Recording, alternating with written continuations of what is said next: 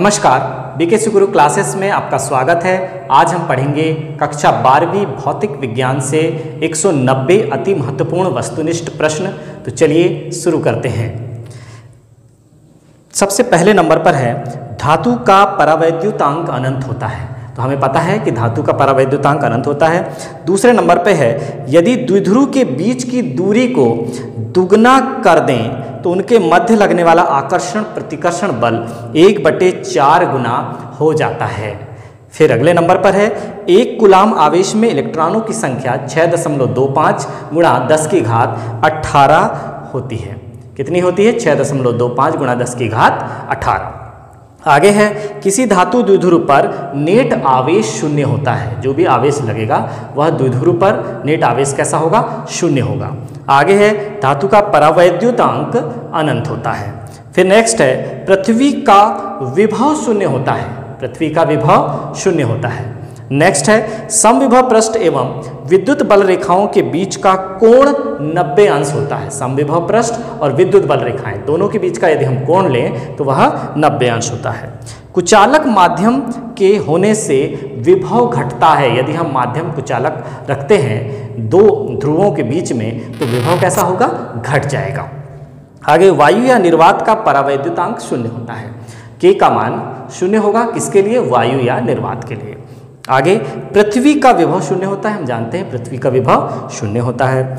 किसी आवेशित संधारित्र में नेट आवेश शून्य होता है। यदि संधारित्र आवेशित है तो उसका नेट आवेश कैसा होगा? शून्य होगा। आगे, निरक्षीय स्थिति में विभव शून्य होता है। निरक्षीय स्थिति में जब हम दो ध्रुवों को रखेंगे तो उनके बीच में विभव शून्य होता है। नेक्स्ट है, कुचालक माध्यम में होने से विभव घटता है। यदि हम कुचालक माध्यम रखते हैं तो विभव का मान घटता है। विद्युत धारिता का एसआई मात्रक फैराड है। हमें याद रखना है कि विद्युत धारिता का एसआई मात्रक फैराड है। आगे, गोली चालक की धारिता 4πε0 r होती है, जहां r गोली चालक की त्रिज्या है। आगे, दो संधारित्रों को श्रेणी क्रम में जोड़ने पर प्रत्येक संधारित्र पर आवेश समान होता है। यदि हम श्रेणी क्रम में जोड़ रहे हैं दो संधारित्र पर को तो दोनों पर आवेश समान होता है। आगे, किसी चालक का प्रतिरोध उसकी लंबाई बढ़ाने पर बढ़ता है। जितनी आप चालक की लंबाई बढ़ाते जाएंगे उसका प्रतिरोध भी बढ़ता जाएगा। धात्विक चालक का ताप बढ़ाने पर उसका प्रतिरोध बढ़ता है। 18वें नंबर में है कि यदि हम धात्विक चालक का ताप बढ़ा देते हैं, गर्म हो जाता है यदि धात्विक चालक, तो उसका प्रतिरोध भी बढ़ता है। नेक्स्ट है, किसी चालक का अनुप्रस्थ काट का क्षेत्रफल कम करने पर उसका प्रतिरोध बढ़ता है। भाई, प्रतिरोध तो बढ़ेगा यदि हम गेज कम कर देंगे। किसी वायर का हम यदि गेज कम कर देते हैं तो प्रतिरोध बढ़ जाता है। आगे, धातुओं में धारा प्रवाह मुक्त इलेक्ट्रॉनों द्वारा होता है। मुक्त इलेक्ट्रॉनों के द्वारा ही धातु में धारा का प्रवाह होता है। नेक्स्ट है, एक तार को खींचकर उसकी लंबाई दुगनी कर देने पर उसका प्रतिरोध 4 गुना हो जाता है। यदि हम लंबाई को दुगनी कर देंगे तो प्रतिरोध 4 गुना हो जाएगा। ताप बढ़ाने पर अर्धचालक का प्रतिरोध घटता है। बिल्कुल सही है, अर्धचालक का प्रतिरोध घटता है, यह ध्यान रखना है। चालक का प्रतिरोध तो बढ़ता है लेकिन अर्धचालक का प्रतिरोध ताप बढ़ाने पर घटता है। आगे, अतिचालक पदार्थ की चालकता अनंत होती है। जो अतिचालक पदार्थ होते हैं उसकी चालकता अनंत होती है। नेक्स्ट है, किरचॉफ के विद्युत परिपथ संबंधित प्रथम नियम आवेश संरक्षण के नियम पर आधारित है। प्रथम नियम किस पर आधारित है? आवेश संरक्षण के नियम पर आधारित है। आगे, किरचॉफ का द्वितीय नियम ऊर्जा संरक्षण के नियम पर आधारित है। पहला आवेश संरक्षण पर और दूसरा ऊर्जा संरक्षण पर। आगे देखिए 26 नंबर, विद्युत धारा के चुंबकीय प्रभाव की खोज ओर्स्टेड ने की थी। चुंबकीय प्रभाव की खोज। आगे 27 नंबर है, एक गतिमान आवेश विद्युत क्षेत्र तथा चुंबकीय क्षेत्र उत्पन्न करता है। यदि आवेश गतिमान है तो वह विद्युत क्षेत्र और चुंबकीय क्षेत्र उत्पन्न करता है। नेक्स्ट है, विद्युत परिपथ में अमीटर को सदैव श्रेणी क्रम में जोड़ा जाता है। ध्यान रखेंगे, अमीटर जब भी हमें जोड़ना है सदैव हम श्रेणी क्रम में जोड़ेंगे और वोल्टमीटर को सदैव हम समांतर क्रम में जोड़ेंगे। आगे है 29वां नंबर, चुंबकीय क्षेत्र में गतिमान आवेश पर लगने वाले बल को लॉरेंज बल कहते हैं। यदि चुंबकीय क्षेत्र है उसमें गतिमान आवेश पर लगने वाले बल को लॉरेंज बल कहते हैं। 30वां नंबर है, विद्युत चुंबकीय प्रेरण की खोज फैराडे ने की थी। अभी हमने जाना कि विद्युत चुंबकीय प्रेरण की खोज फैराडे ने की थी। 31 में है, प्रेरित विद्युत वाहक बल चुंबकीय फ्लक्स में परिवर्तन के कारण उत्पन्न होता है। जो चुंबकीय फ्लक्स में परिवर्तन होता है उसके कारण प्रेरित विद्युत वाहक बल उत्पन्न होता है। आगे है लेंज का नियम ऊर्जा संरक्षण के नियम पर आधारित, बिल्कुल सही है, लेंज का नियम भी ऊर्जा संरक्षण नियम पर आधारित है। 33 नंबर पर है ट्रांसफार्मर का सिद्धांत अन्योन प्रेरण पर आधारित है। किस पर आधारित है? अन्योन प्रेरण पर आधारित है। 34 नंबर है प्रेरित विद्युत वाहक बल चुंबकीय फ्लक्स में परिवर्तन का विरोध करता है। जो प्रेरित विद्युत वाहक बल होता है वो चुंबकीय फ्लक्स में जो परिवर्तन होता है उसका विरोध करता है। नेक्स्ट 35वां नंबर है इलेक्ट्रॉन उत्सर्जन हेतु न्यूनतम ऊर्जा को कार्यफलन कहते हैं। जो इलेक्ट्रॉन उत्सर्जन के लिए जो न्यूनतम ऊर्जा होती है वह क्या कहलाती है? कार्यफलन कहलाती है। आगे 36वां नंबर है किसी धातु की सतह से इलेक्ट्रॉन निकलने की क्रिया को इलेक्ट्रॉन उत्सर्जन कहते हैं। जो धातु से इलेक्ट्रॉन निकलते हैं सतह से वही क्या कहलाएगा? इलेक्ट्रॉन उत्सर्जन कहलाएगा। 37 नंबर है प्रकाश के प्रभाव से किसी धातु से इलेक्ट्रॉन उत्सर्जित होने की घटना को प्रकाश विद्युत प्रभाव कहते हैं। प्रकाश के प्रभाव से धातु से जो इलेक्ट्रॉन उत्सर्जित होते हैं उसे हम प्रकाश विद्युत प्रभाव कहते हैं। आगे 38वां नंबर है प्रकाश ऊर्जा के छोटे छोटे बंडलों से बना होता है। प्रत्येक बंडल को फोटॉन कहते हैं। जो ऊर्जा के छोटे छोटे बंडलों के रूप में हम प्रकाश को मानते हैं प्रत्येक बंडल फोटॉन कहलाता है। आगे 39 नंबर है प्रकाश इलेक्ट्रॉन उत्सर्जन के लिए न्यूनतम आवृत्ति को देहली आवृत्ति कहते हैं। जो न्यूनतम आवृत्ति की आवश्यकता होती है ना प्रकाश ऊर्जा के उत्सर्जन के लिए तो वह देहली आवृत्ति कहलाती है।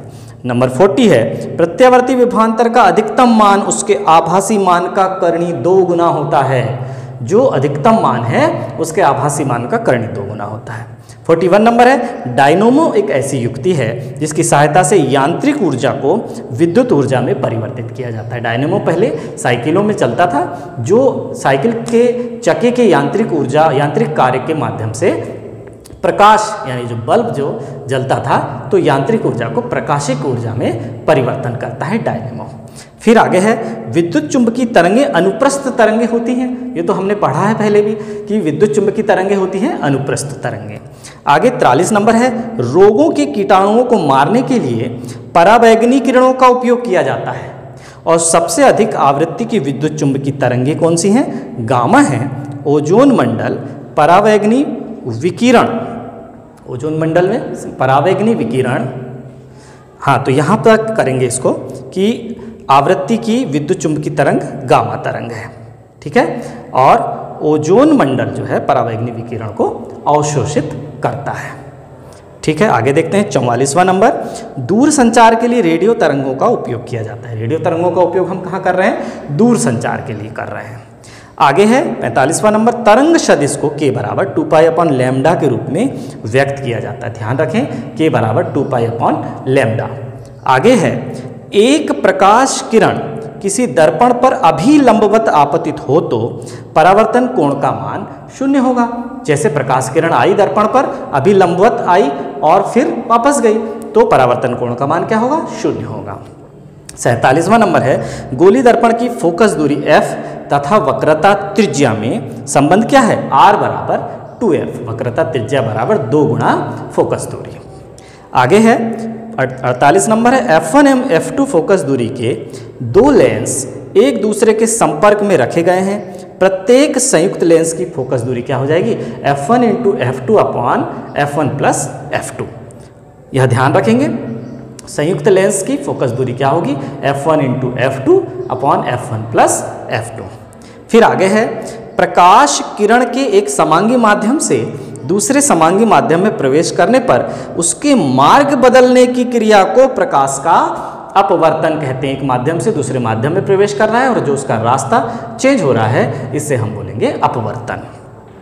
50वां नंबर है दो माध्यमों के लिए आपतन कोण की ज्या और अपवर्तन कोण की ज्या के अनुपात को अपवर्तनांक कहते हैं। इसे म्यू से व्यक्त करते हैं।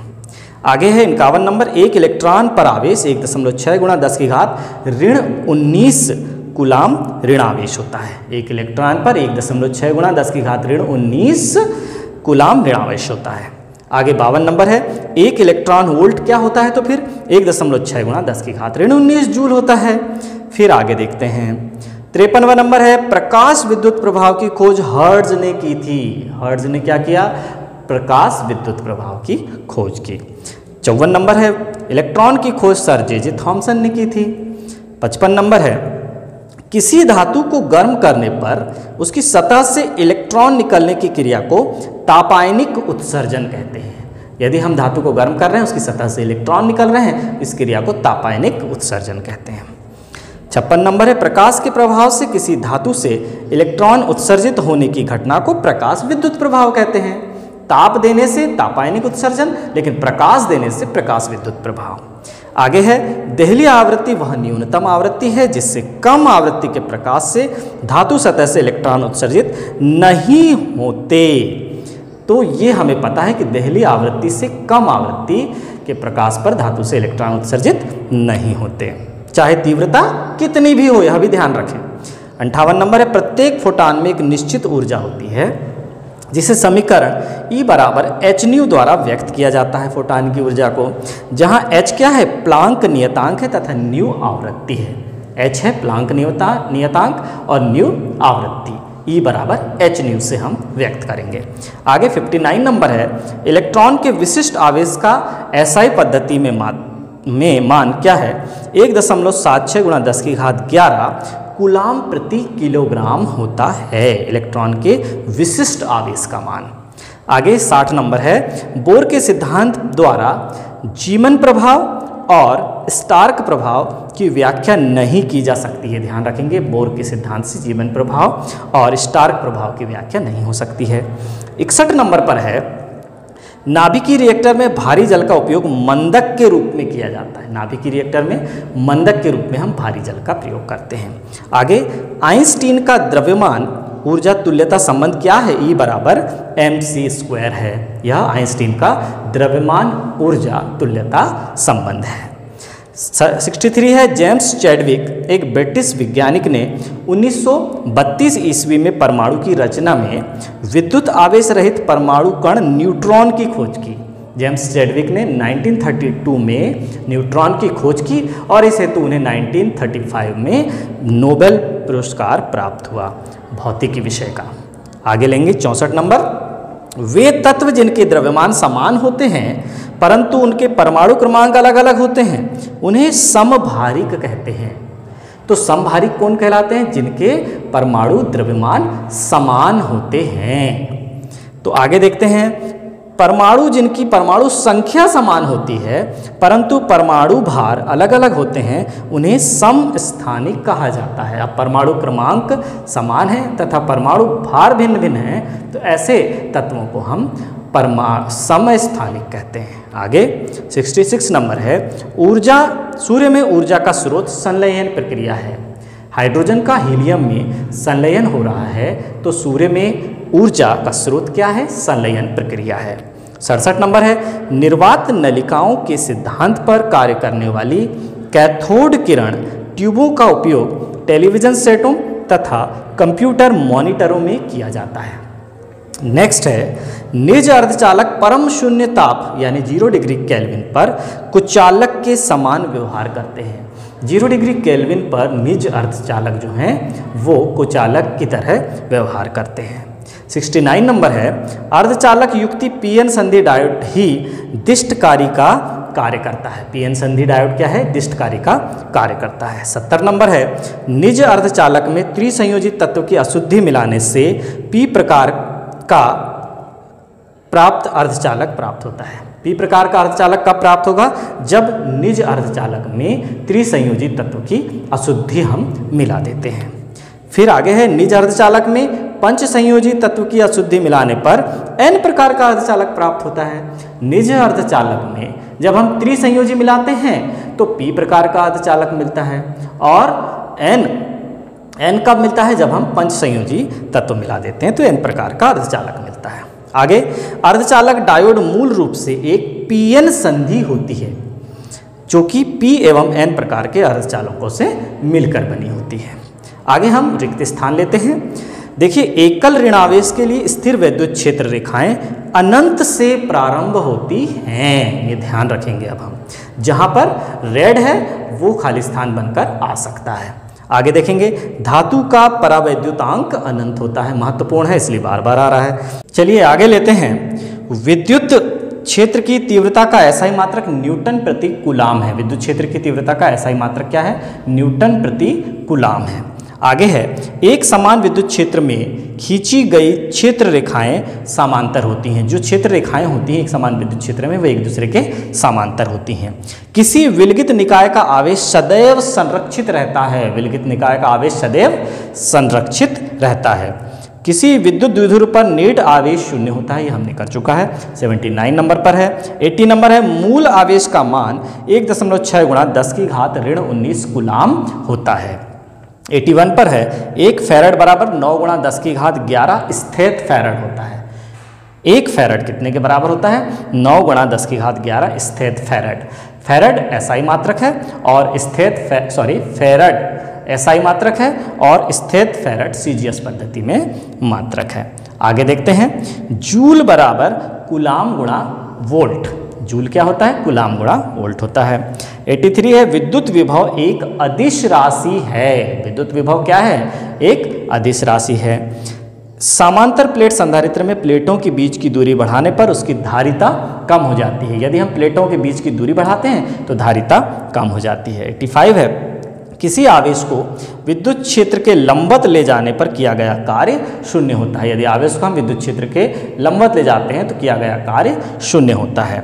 अगला है, विद्युत धारिता का एसआई मात्रक फैरड है। विद्युत धारिता का एसआई मात्रक फैरड है। आगे है, धारावाही कुंडली के केंद्र पर उत्पन्न चुंबकीय क्षेत्र कुंडली के तल के लंबवत होता है। कुंडली पर जो भी चुंबकीय क्षेत्र उत्पन्न होता है वह कुंडली के तल के लंबवत होता है।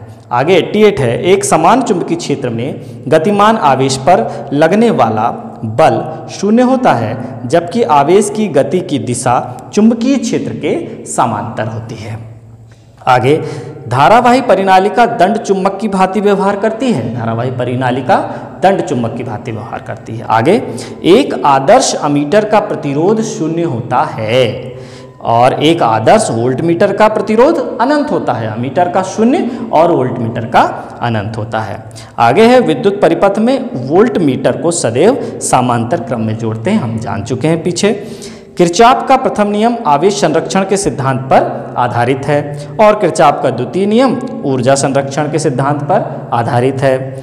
आगे है, अनुगमन वेग का मान लगभग 10 की घात ऋण 4 मीटर प्रति सेकंड होता है। आगे, ताप बढ़ाने पर अर्धचालकों का प्रतिरोध घट जाता है। नेक्स्ट है, सेल के खुले परिपथ में उसके इलेक्ट्रोड के अधिकतम विभवांतर को विद्युत वाहक बल कहते हैं। इलेक्ट्रोड का जो अधिकतम विभवांतर होता है वही विद्युत वाहक बल होता है। आगे 98 है, सेल के दोनों इलेक्ट्रोडों के बीच की दूरी बढ़ाने पर सेल का आंतरिक प्रतिरोध बढ़ जाता है। यदि दो इलेक्ट्रोडों के बीच की दूरी हम बढ़ाएंगे तो आंतरिक प्रतिरोध बढ़ जाता है। 99 नंबर है, एक समान चुंबकीय क्षेत्र में लटके धारावाही लूप पर लगने वाला बल आघूर्ण अधिकतम होता है जबकि लूप का तल चुंबकीय क्षेत्र के लंबवत होता है। और 100वां है, एक आदर्श अमीटर का प्रतिरोध शून्य होता है। चलिए अब लेते हैं 101 नंबर का वस्तुनिष्ठ। इसमें है, एक आदर्श वोल्टमीटर का प्रतिरोध अनंत होता है। आदर्श वोल्टमीटर लेंगे यदि हम तो उसका प्रतिरोध अनंत होता है। शंट को हमेशा समांतर क्रम में जोड़ा जाता है। शंट को हमेशा कहाँ जोड़ रहे हैं? समांतर क्रम में। 103 नंबर पे, चुंबकीय क्षेत्र में गतिमान आवेश पर लगने वाले बल को लॉरेंज बल कहते हैं। बहुत महत्वपूर्ण है ये। 104 नंबर पर है, यदि कोई आवेशित कण एक समान चुंबकीय क्षेत्र की दिशा में किसी वेग से गति करता है तो उस पर लगने वाला चुंबकीय बल शून्य होता है। फिर आगे है 105 नंबर पे, टेस्ला चुंबकीय क्षेत्र का मात्रक होता है। चुंबकीय क्षेत्र की तीव्रता का मात्रक क्या है? टेस्ला है। आगे है, शंट के उपयोग से धारामापी की सुग्राहिता कम हो जाती है शंट का उपयोग करने से। आगे है, समान दिशा में धारावाही दो समांतर चालकों के मध्य बल आकर्षण प्रकृति का होता है। आगे 108 नंबर है, जब दो धारावाही समांतर तार में धारा विपरीत दिशा में है तब वे एक दूसरे को प्रतिकर्षित करते हैं। आगे है, एसआई पद्धति में ध्रुव प्राबल्य का मात्रक एम्पियर गुणा मीटर होता है। फिर 110 नंबर पर है, चुंबकीय आघूर्ण की दिशा एस से एन की ओर चुंबकीय अक्ष के अनुदिश होती है और अक्षीय स्थिति में परिणामी चुंबकीय क्षेत्र की दिशा चुंबकीय अक्ष के अनुदिश S से N की ओर होती है। फिर निरक्षीय स्थिति में परिणामी चुंबकीय क्षेत्र की दिशा चुंबकीय अक्ष के अनुदिश N से S की ओर होती है निरक्षीय स्थिति में।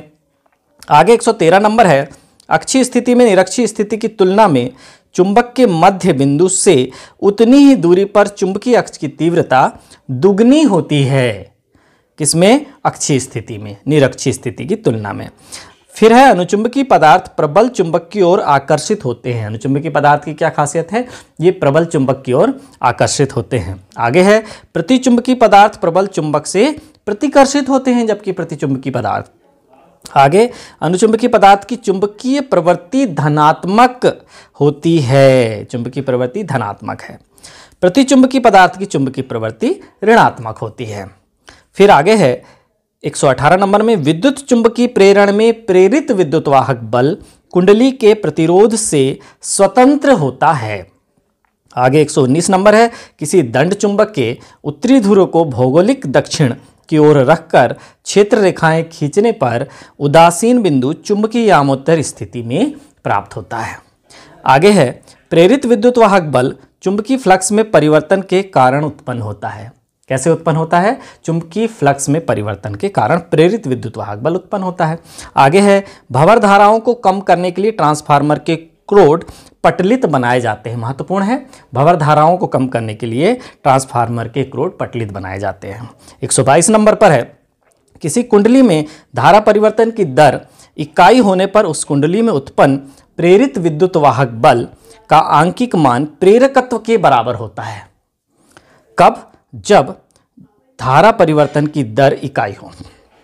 आगे है एक कुंडली के अंदर लोहे का क्रोड रखने पर उसका स्वप्रेरकत्व बढ़ जाता है। कुंडली के अंदर यदि हमने लोहे का क्रोड रख दिया है तो उसका स्वप्रेरकत्व बढ़ जाता है। चुंबकीय फ्लक्स में परिवर्तन की दर प्रेरित विद्युत वाहक बल के अनुक्रमानुपाती होती है। यानी जितना प्रेरित विद्युत वाहक बल, चुंबकीय फ्लक्स में जितना परिवर्तन होगा प्रेरित विद्युत वाहक बल उतना ही बढ़ेगा। आगे 125 नंबर है, चुंबकीय क्षेत्र में स्थित किसी पृष्ठ के लंबवत गुजरने वाली बल रेखाओं की संख्या को चुंबकीय फ्लक्स कहते हैं। आगे जब किसी परिपथ से बद्ध चुंबकीय फ्लक्स में परिवर्तन किया जाता है तो उस परिपथ में एक विद्युत वाहक बल प्रेरित हो जाता है। तो पता है कि भाई चुंबकीय फ्लक्स में परिवर्तन करेंगे तो विद्युत वाहक बल उत्पन्न हो जाता है। 127 नंबर है, प्रेरित विद्युत वाहक बल चुंबकीय फ्लक्स परिवर्तन का विरोध करता है। फिर 128 नंबर है, लेंज का नियम ऊर्जा संरक्षण का नियम है। ऊर्जा संरक्षण का नियम है लेंज का नियम। फिर 129 है, फ्लेमिंग के दाएं हाथ के नियम की सहायता से प्रेरित धारा की दिशा ज्ञात की जाती है। दाएं हाथ के नियम से प्रेरित धारा की दिशा ज्ञात की जाती है। 130 नंबर है, एसआई पद्धति में स्वप्रेरकत्व का मात्रक हेनरी है। स्वप्रेरकत्व का मात्रक क्या है? हेनरी है। 131 नंबर है, वृत्ताकार कुंडली में फेरों की संख्या पर इसका प्रेरकत्व बढ़ जाता है। वृत्ताकार कुंडली में फेरों की संख्या यदि हम बढ़ा देंगे तो उसका प्रेरकत्व बढ़ जाएगा। आगे 132 नंबर है, चुंबकीय फ्लक्स एक अदिश राशि है। कैसी राशि? चुंबकीय फ्लक्स एक अदिश राशि है। आगे विद्युत परिपथ को अचानक तोड़ने पर स्वप्रेरकत्व के कारण चिंगारी निकलती है। जैसे विद्युत परिपथ टूटता है तो किस कारण से चिंगारी निकलती है? स्वप्रेरकत्व के कारण। फिर 134 नंबर है, एलसी परिपथ में धारा और विभवांतर के मध्य का कलांतर 90 अंश होता है। किस परिपथ में? एलसी परिपथ में। 135 नंबर है, किसी प्रत्यावर्ती धारा परिपथ में शिखर मान I0 व आभासी मान IRMS में संबंध I0 बराबर √2 IRMS है। फिर 136 नंबर है, उच्चाई ट्रांसफार्मर की प्राथमिक कुंडली में फेरों की संख्या द्वितीयक कुंडली की तुलना में कम होती है। भाई ऊंचाई है ना, इसलिए प्राथमिक कुंडली में कम होंगे फेरे और द्वितीयक कुंडली में अधिक होंगे फेरे। आगे होगा, प्रत्यावर्ती धारा मापने के उपकरण धारा के ऊष्मीय प्रभाव पर आधारित होते हैं। 138 नंबर है, एक शुद्ध धारितीय परिपथ में धारा विद्युत वाहक बल से कला में 90 अंश आगे होती है। 139 है, विद्युत चुंबकीय तरंगे अनुप्रस्थ तरंगे होती हैं। ध्यान रखना है, अनुप्रस्थ तरंगे होती हैं। 140 भूस्थायी उपग्रह का आवर्तकाल 24 घंटे होता है।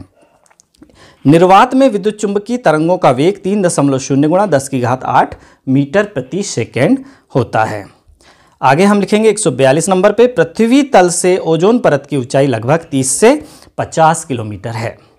आगे, अंधेरे में फोटोग्राफी के लिए अवरक्त तरंगों का उपयोग किया जाता है।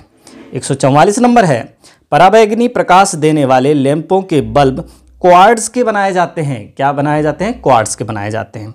आगे 145 है, विस्थापन धारा विद्युत क्षेत्र में परिवर्तन के कारण उत्पन्न होती है। आगे 146 है, एक्स किरणों द्वारा शरीर की टूटी हड्डी का पता लगाया जाता है। 147 नंबर है, किसी चालक में स्थायी धारा प्रवाहित करने पर विस्थापन धारा का मान 0 होता है। 148 है, रडार प्रणाली में रेडियो तरंगों का उपयोग किया जाता है, ध्यान रखेंगे। 149 है, ऊष्मा की संवेदनशीलता अवरक्त किरणों द्वारा उत्पन्न होती है। 150 है, दूर संचार के लिए रेडियो तरंगों का उपयोग किया जाता है। 151 नंबर है, 1 मिलीमीटर से 100 मिलीमीटर तरंगदैर्ध्य वाली विद्युत चुंबकीय तरंगों को सूक्ष्म तरंगे कहते हैं। आगे, गामा किरणों की भेदन क्षमता सर्वाधिक होती है, ये भी हमें ध्यान रखना है। एक त्वरित आवेश चुंबकीय क्षेत्र एवं विद्युत क्षेत्र दोनों उत्पन्न करता है। त्वरित आवेश विद्युत क्षेत्र और चुंबकीय क्षेत्र दोनों उत्पन्न करता है। 154 है, निर्वात में विद्युत चुंबकीय तरंगों के वेग का सूत्र क्या है? C बराबर 1/√μ0ε0 है। फिर 155, विद्युत स्फुलिंग के निकट ओजोन की गंध निकलती है। 156 है, जीवाणुनाशक के रूप में पराबैंगनी तरंगों का उपयोग किया जाता है। 157 है, एक सूक्ष्मदर्शी की लंबाई बढ़ाने पर उसकी आवर्धन क्षमता बढ़ जाती है। लंबाई बढ़ाएंगे तो आवर्धन क्षमता बढ़ जाती है। लेंस की क्षमता का मात्रक डायोप्टर है। क्या है लेंस की क्षमता का मात्रक? डायोप्टर है। एक स्वस्थ नेत्र के लिए स्पष्ट दृष्टि की न्यूनतम दूरी 25 सेंटीमीटर है। गोली दर्पण के ध्रुव से फोकस तक की दूरी को फोकस दूरी कहते हैं। ध्रुव से फोकस तक की दूरी को हम क्या बोलेंगे? फोकस दूरी बोलते हैं। अवतल दर्पण के वक्रता केंद्र से दूर रखी वस्तु का प्रतिबिंब वास्तविक छोटा व उल्टा होता है। आगे, खगोलीय दूरदर्शी की आवर्धन क्षमता बढ़ाने के लिए अभिदृश्यक लेंस की फोकस दूरी f0 बड़ी तथा नेत्रिका लेंस की फोकस दूरी fe कम होनी चाहिए। आगे 162 है, ज्यामितीय छाया में प्रकाश के अतिक्रमण को विवर्तन कहते हैं। 163 नंबर पर है, श्वेत प्रकाश में पतली फिल्म के रंगीन दिखाई देने का कारण व्यतिकरण की घटना है। 164 नंबर पे तरंग संचरण के दौरान समान कला दोलन करते बिंदुओं के बिंदुपथ को तरंगाग्र कहते हैं। 165 है, बिंदु स्रोत के कारण उत्पन्न तरंगाग्र गोलीय होता है। बिंदु स्रोत से जो भी तरंगाग्र उत्पन्न होगा वो गोलीय होगा। जिस गति के साथ तरंगाग्र स्रोत से बाहर की ओर बढ़ता है वह तरंग की चाल कहलाती है। 167 है, प्रकाश की तरंगदैर्ध्य बढ़ने पर प्रकाशीय यंत्र की विभेदन क्षमता घट जाती है। तरंगदैर्ध्य बढ़ाएंगे तो विभेदन क्षमता घट जाएगी। 168 है, व्यतिकरण के लिए दोनों तरंगों की आवृत्तियां समान होनी चाहिए, तभी व्यतिकरण होगा। फिर 169 है, साधारण बल्ब से प्राप्त प्रकाश होता है, कैसा होता है? अध्रुवीय प्रकाश होता है। फिर 170 है, अनंत तक स्थित प्रकाश स्रोत का तरंगाग्र समतल होता है। यदि अनंत पर है कोई प्रकाश स्रोत तो उसका तरंगाग्र समतल होगा। 171 लीजिए, प्रकाश विद्युत प्रभाव में प्रकाश ऊर्जा का विद्युत ऊर्जा में स्थानांतरण होता है, तब तो बोलेंगे ना प्रकाश विद्युत प्रभाव। 172 है, विकिरण की प्रकृति अनुप्रस्थ होती है। 173 नंबर पर है, प्रकाशित इलेक्ट्रॉनों की अधिकतम गतिज ऊर्जा आपतित प्रकाश की आवृत्ति के साथ रैखिक रूप से परिवर्तित होती है। 174 नंबर है, प्रत्येक तत्व के रेखिल स्पेक्ट्रम में रेखाओं की संख्या निश्चित होती है। रेखिल स्पेक्ट्रम में रेखाओं की संख्या निश्चित होगी। 175 है, रेखिल वर्णक्रम परमाणु संरचना के संबंध में महत्वपूर्ण सूचना देता है। फिर आगे है 176 नंबर, परमाणु का आकार लगभग 10⁻10 मीटर की कोटि का होता है। 177 है, निम्न कक्षा की अपेक्षा उच्च कक्षा में इलेक्ट्रॉन की गतिज ऊर्जा कम होती है, अर्थात निम्न कक्षा में इलेक्ट्रॉन की गतिज ऊर्जा अधिक होती है। फिर आगे, नाभिक में पाए जाने वाले निरावेशित कण को न्यूट्रॉन कहते हैं। नाभिक में जो निरावेशित कण है वह न्यूट्रॉन है, धनावेशित प्रोटॉन है, ऋणावेशित इलेक्ट्रॉन है। 179 तारों में हाइड्रोजन नाभिकों का हीलियम नाभिकों में संलयन ऊर्जा का स्रोत है। सूर्य में भी ऊर्जा का स्रोत क्या है? संलयन है।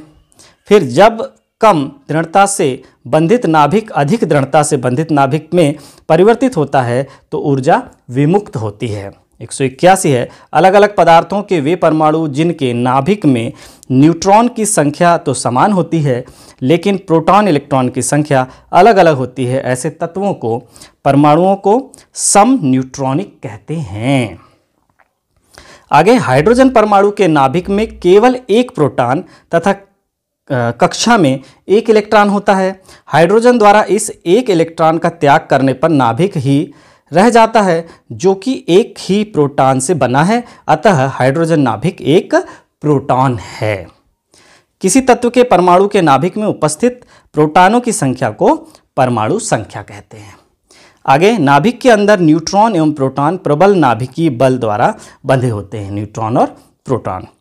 185 है, अशुद्धियां रहित चालक को निज अर्धचालक कहते हैं। अशुद्धियां रहित चालक को निज अर्धचालक कहेंगे। और नैंड गेट में एंड गेट के साथ नॉट गेट होता है। फिर पी प्रकार के अर्धचालक में बहुसंख्यक होल एवं अल्पसंख्यक होते हैं इलेक्ट्रॉन। फिर पीएन संधि डायोड में अवक्ष परत की मोटाई लगभग 10⁻6 मीटर की कोटि की होती है। 189 नंबर है, पीएन संधि डायोड एक श्रेष्ठ दिष्टकारी का कार्य करता है। 190 है, अंतिम है, जब पीएन संधि डायोड अग्र अभिनति में होता है तो विद्युत धारा के लिए इसका प्रतिरोध निम्न होता है, उत्क्रम अभिनति होने पर उसका प्रतिरोध बहुत अधिक हो जाता है। इस प्रकार धारा केवल एक ही दिशा में बहती है। तो बच्चों, 190 वस्तुनिष्ठ प्रश्नों के हल यहाँ पर समाप्त होते हैं और आज की क्लास हम यहीं समाप्त करते हैं। धन्यवाद।